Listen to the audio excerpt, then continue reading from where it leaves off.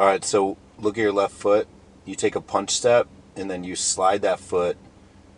So take the punch step and then push and pivot on that foot. Don't waste. So I think timing is very important. Some people don't overemphasize it. I think it's important. So punch step, get the foot in the ground, push and pivot instead of sliding that foot. Okay, then I'm going to reach with the right foot, speed crossover, plant step, too far. You're loading the calf. Make sure foot, that plant step is according to reports for Chris Paddock of the Marlins, $4 million. Okay. So, different price.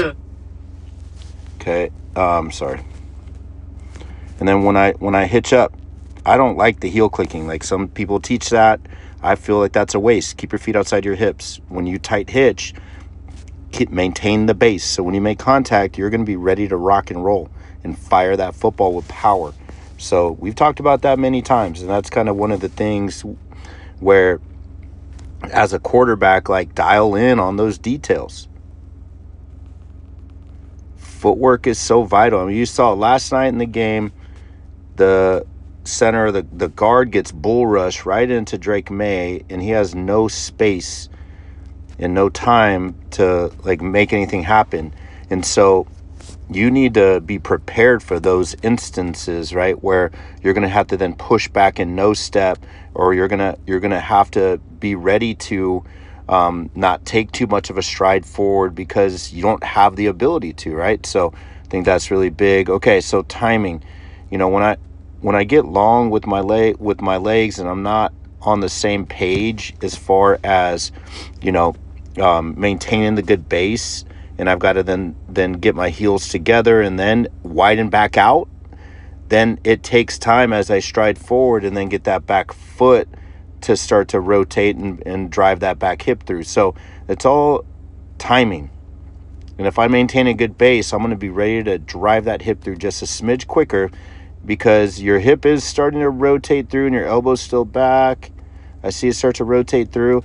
I would say keep the back foot connected and really focus on getting the top of the foot and the heel in the same plane towards the target. And I used to teach ankle bone high, heel away. I used to teach that.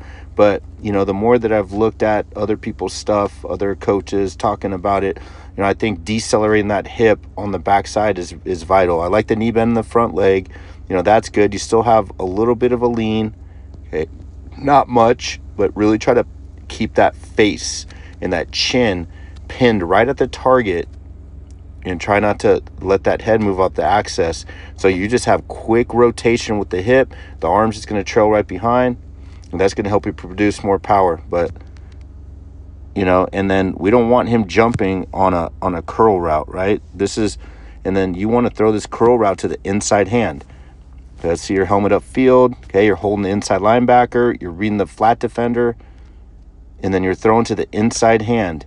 Okay, we don't want him jumping because once that corner sees that the ball is being thrown, he's going to pro plant and drive. And so we want to allow our receiver to have feet on the ground and then give themselves a chance to make a move on that corner, have a powerful, run after the catch. All right, so a ton of details there. Continue to work on rotational moves in the weight room, med ball slams, as much rotation, as much dumbbell lifts as possible. You need to be a smooth rotational athlete.